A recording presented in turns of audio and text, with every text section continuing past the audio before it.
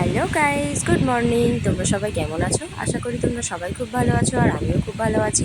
আর তোমরা কিন্তু আমার আগের দিনের ভিডিওতে দেখেছো যে আমি দিদির বাড়িতে এসেছিলাম। তো এখন মর্নিং হয়ে গেছে, আর মর্নিংয়ে কিন্তু আমরা উঠে পড়েছি। তো সবাইকে ভেরি গুড মর্নিং। আর এই যে দেখো, বাবাই আর তিন্নি কিন্তু দুজনে কিন্তু গেম খেলতে বসে গেছে, ফোন দেখতে। বারণ করলাম যে সকালবেলা উঠে ফোনটা দেখিস না, তবুও তারা দেখতে বসে গেছে। আর আমরা কিন্তু দুপুরবেলা একটু লাঞ্চ করে নিয়েছিলাম।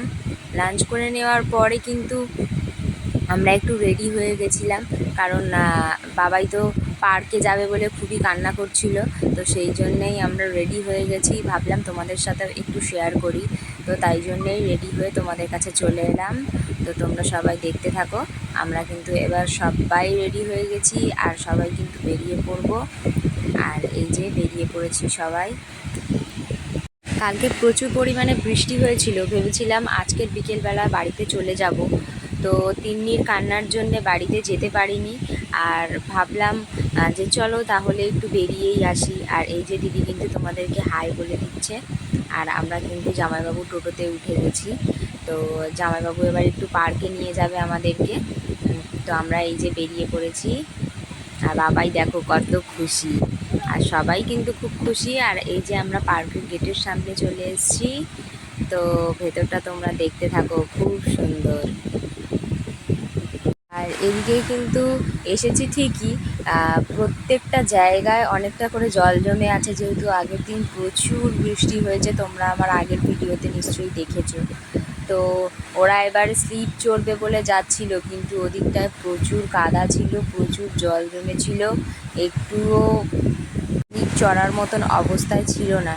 কিন্তু তবুও ওরা তো এসেছে চড়বে বলে, তাই জন্যে বনু কিন্তু একটু ওদেরকে জলটা পার করে তুলে দিচ্ছিল। আর দিদি কিন্তু একটু দাঁড়িয়েছিল, যাতে ওরা বাইরে বেরিয়েই না জলে পড়ে যায়। তো এই যে দিদি ধরে ওদেরকে তুলে নিচ্ছিল এক একজনকে। আর এই যে এবার কিন্তু ওখান থেকে আমার বাবাই বেরিয়ে যাবে।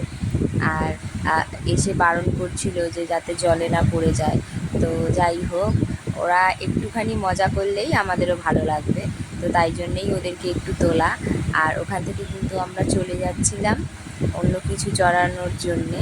তো দেখো সব জায়গায় কিন্তু জল জমেছে, যেহেতু আগের দিন প্রচুর বৃষ্টি হয়েছে। আর ওদেরকে তো ছাড়তে পারছি না, ছাড়লে পুরো ওরাই কাদা মাখামাখি হয়ে যাবে। তো ওদেরকে এই জন্যে একটু করে ছড়িয়ে দিচ্ছিলাম, যাতে ওরা দুজনেই একটু করে খুশি হয়ে যায়। আর সামনেই যেহেতু এয়ারপোর্ট, দেখো কত কাছ থেকে প্লেনগুলো যাচ্ছে, মনে হচ্ছে হাতটা উঁচু করলেই ছোঁয়া যাবে। তো আমি ক্যামেরায় কত ভালো দেখাতে পারছি সেটা আমি বুঝতে পারছি না। তো দেখো নিচেও কত সুন্দর একটা ফুলের বাগান, ফুলের বাগানটা দেখেও মনটা খুব ভরে গেল। আর ওখান থেকে কিন্তু আমরা চলে এলাম এই যে বাবাইকে একটু ডাক চড়াবো বলে। তো দুজনাই বসেছিল। আর যেহেতু ওটা গোল গোল রাউন্ড করে ঘুরছিল, তো ওদের একটু মাথা ঘুরছিল বলে ওখান থেকে নামিয়ে নিলাম। আর নামিয়ে নিয়ে কিন্তু হেঁটে হেঁটে যাচ্ছি। দেখো পুরো পার্কটাই কতটা সুন্দর। আমরা সবাই মিলে এখান থেকে একটু ফটোশ্যুটও করে নিলাম। আর এই যে দিদি কিন্তু একটু দুষ্টুমি করছে, আমার সাথে বসতেই চাইছে না। আর তারপরে কিন্তু বাবাইয়ের মানিমার সাথে ফটোশ্যুট করবে বলে এখানে উঠে পড়ছে। আর দেখো জলটা কিন্তু খুব সুন্দর লাগছে দেখতে এত কিছুর মধ্যেও। আর এই যে দেখো কত কাছ থেকে যাচ্ছে প্লেনটা, এটা তো আমার খুবই ভালো লেগেছিল। আর এই যে এখানে কিন্তু ওরা উঠতে পারছে না, তাও এসছে একটু ঝুলবে বলে। আর তারপরে কিন্তু দিদি ওদেরকে ধরে তুলে দিয়েছে। আর এই যে দুজনা কিন্তু ঝুলছে বসে বসে। আর তারপরে কিন্তু চলে এসেছিলো সাইক্লিং করতে, কিন্তু কোনো কারণে এটা ভাঙা ছিল। তো সাইক্লিং না করতে পারার কারণে এই দোলনাটাই দুজনে মিলে একটু চড়ছিল। আর এদেরকে দেখে ঠিক আমার আর আমার দিদির ছোটোবেলার কথা মনে পড়ে যাচ্ছে। কারণ কি, আমি আর আমার দিদিও কিছু মাসের ছোট বড়। তো দুজনা ছোটোবেলায় ঠিক এদের মতনই করতাম, সেম জিনিসটাই করতে চাইতাম। তো এই জন্যেই আমাদের দুজনারই ছোটোবেলার কথা মনে পড়ে যাচ্ছে। আর আমার আর আমার দিদির যতটা মিল, ওদেরও ওরা দুই বোনও ঠিক ততটাই মিলও হয়েছে, মানে আমাদের মতনই হবে বড় হয়ে। তো এই যে তোমাদের সাথে কথা বলতে বলতে একদম গেটের সামনেই আমরা চলে এসেছি।